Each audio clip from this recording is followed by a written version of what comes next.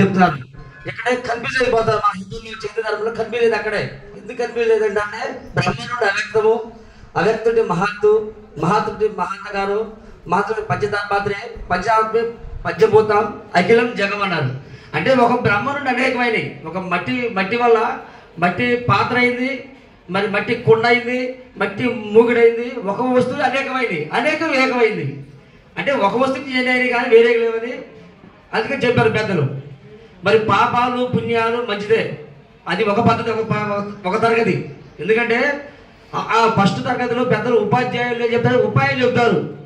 బళ్ళు కాలేజీలో ఎవరు ఉంటారు? లెక్చరర్స్ ఉంటారు. లెక్చర్లు ఏం చెప్తారు? కొంచెం ఎక్స్ట్రా చెప్తారు.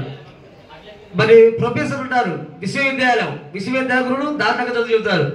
ఇప్పుడు పాపమైనా పుణ్యమైనా ఒక పద్ధతి, రెండో తరగతి ఫస్ట్ తరగతి. కానీ అక్కడుంటే కలవదు, కొంచెం ముందుకు వెళ్ళాలి మనం. పాపములు పుణ్యములు భూమి ఎరుకతే ఎరిగిన వారి కానీ ఎరకని విడిచిన తపాసులు చేత తగ తెలుసుకొని ఆగామి పోత లెస్సా గనిమి పాపాలలో శుద్ధ స్ఫటిక ఆపజ్యోతి ప్రత్యేకాత్మ తెగ తెలుసుకొని ఆపజ్యోతి తెగ తెలుసుకోమంటాడు. నాయన ఈ పాపమైనా ఈ పుణ్యమైనా ఏంటి, ఈ ఎరుగుతే ఎరిగేవాడికి నేను నాదని ఎరిగేవాడికి కానీ నాది కాదు నేను లేదన్నప్పుడు నీకు పాపం లేదురా పుణ్యం లేదురా. దేవుడు అంటున్నావు. ఈ దేహంలో ఉన్నప్పుడు దేవుడు అన్నాడు, ఈ లోపంలో ఉన్నప్పుడు దేవుడు అన్నాడు. కానీ ఈడు వైపు ఆ దేవుడు ఈ దేవుడు రాయన నా తండ్రి. ఇక్కడ కాటు పడకుండా విషయాన్ని గ్రహించమంటాడు గురుదేవుడు. ఇది ఉన్నప్పుడు అన్నీ ఉన్నాయి, ఈడితో అన్నీ పోయింది. కాబట్టి అందుకే నేను చెప్పారు, ఇది కళ వంటిది అన్నారు. కళలో గజం అన్నారు. కళలో నువ్వు ఎదిగినెక్కావు, రాజువయ్యావు, మంత్రివయ్యావు, కళ పోయింది ఏమి లేదు. అందుకని ఇది లేదు రాయన, ఇది లేదు ఎరుకన్నారు. ముందు ఎరుకు తెలియాలా. ప్రతి ఒక్క గురుభక్తుడు, గురువు కానీ శిష్యుడు కానీ ఎరుకుని ఫుల్ పట్టాలి. ఎరుకుని తొక్కుపెట్టి నారదీయాలి. ఎరుకంటే భార్య అన్న ఎరుకే, పిల్లలన్న ఎరుకే, ధనం అన్న ఎరుకే, దేవుడు అన్న ఎరుకే, సర్వం ఎరుకుతో కూడుకున్నది. అందుకనే ఈ ఎరుకని లేని ఎరుకన్నారు. ఎందుకంటే ఈ ఎరుక ఎప్పుడుంది? ఎరుకు వల్లే భ్రమ అయింది, భ్రమే కర్మైంది, కర్మే జన్మకు హేతులైంది. ఈ జన్మ కర్మ తీసేయంటే సద్గురు పాదం పడ్డాలి. పరిపూర్ణ బదులు పోసితే కానీ ఎరుక బదులు కలవదు.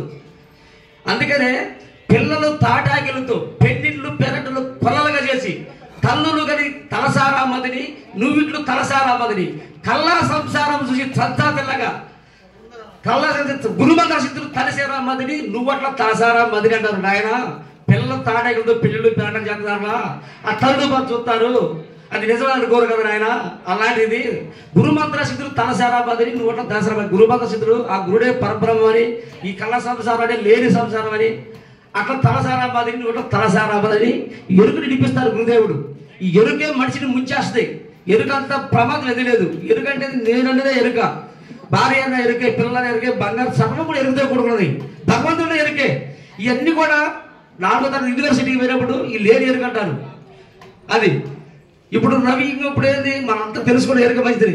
రవి తామసం ఎరుకునా, చదలు దావాగ్ని ఇప్పుడు దావాగ్నికి చదరప్పుడు ఎరుగునా, దినం ఎరుగునా, అన్నము పూజ ఎరుగునా, లేమి లక్ష్మీదేవి ఎరుగునా, భవనాశిసిదేవి రాపాటి ఎరుకను, భవనాశిసి లేని బట్టబెల్లట ఎరుగంటాడు. అంటే నాయన ఈ ఎరుకో ఈ రవి తామసం అంటే ఈ చీకటి పోయిన మాటలే, సూర్యుడు వచ్చిన మాట చీకటి తెలియదయా ఏంది, అగ్ని పండుకుంటూ పోతుంది, చంద్రుడికి తెలియదు, ఎలుగు అలా వెళ్ళిపోద్ది.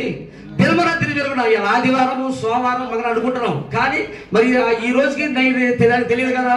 లేని లక్ష్మి ఎరుగునా, దరిద్ర గురించి లక్ష్మి తెలియదు. అన్నము భూదేవి ఎరుగునా, అన్నం మనం పట్టిస్తున్నాం కానీ భూదేవి తెలియదు. అట్లానే ఎరుగుతో ఎన్నో చేస్తున్నాం, రకరకాల దేవుడు అంటున్నాం, జపం చేస్తున్నాం, తపాలు చేస్తున్నాం. అవి కూడా ఎరుకే బ్రహ్మ అయిద్దాయా, ఆ బ్రహ్మే కర్మ అయిద్దాయా. ఆ కర్మ రహితం చేసుకోవాలంటే